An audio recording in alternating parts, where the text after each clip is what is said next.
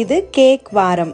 எத்தனை cake varieties பார்த்தாலும் நம்ம கண்ணுக்கு அட்ராக்டிவாக இருக்கிற இந்த ரெட் வெல்வெட் கேக் ரெசிபி தான் இன்னைக்கு பார்க்க போகிறோம். பவுலில் 1.5 கப் சலிச்ச மைதா, 1 table spoon cocoa powder, 1 teaspoon baking powder, 1/2 teaspoon baking soda, 1 cup powder sugar சேர்த்து ஒரு முறை கலந்துக்கோங்க.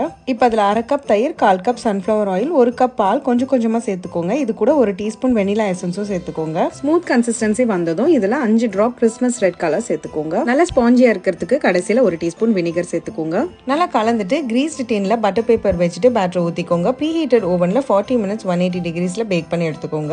பேக் ஆகுற டைம்ல 1/3 கப் கிரீம் சீஸ்க்கு 1/4 கப் பவுடர் சுகர் சேர்த்து நல்லா அடிச்சுக்கோங்க. அடிக்கும் போது 1 டீஸ்பூன் வெனிலா எசன்ஸ் சேர்த்துக்கோங்க.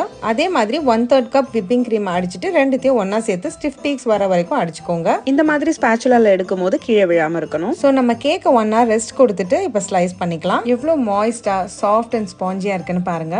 நான் 3 லேயர் கட் பண்ணேன், ஆனா 2 லேயர் மட்டும் தான் யூஸ் பண்ண போறேன். அவ்வளவுதான். இப்ப நம்ம கேக்கையும் கிரீமையும் அசம்பிள் பண்ண வேண்டியதுதான். கேக் நல்லா மாய்ஸ்டா இருக்கிறதுக்காக சக்கரை தண்ணி மேல ஸ்ப்ரெட் பண்ணிக்கிறேன். கிரீம் இந்த மாதிரி பைப் பண்றதுக்கு முன்னாடி மினிமம் ஒரு 1/2 hour ஆவது ஃப்ரிட்ஜ்ல வைங்க.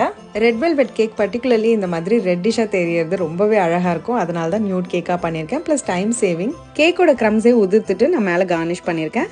எப்படி இந்த கேக்கை நம்ம வீட்லயே செய்யறதுனால தரமா மட்டும் இல்ல, டேஸ்டும் ரொம்பவே ரிச்சா இருக்கும். கண்டிப்பா இந்த கிறிஸ்மஸ்க்கு ட்ரை பண்ணிடுங்க. அண்ட் ரெசிபி பிடிச்சிருந்தா மறக்காம கமெண்ட்ஸ்ல ஹார்ட் கொடுத்துருங்க. தடா.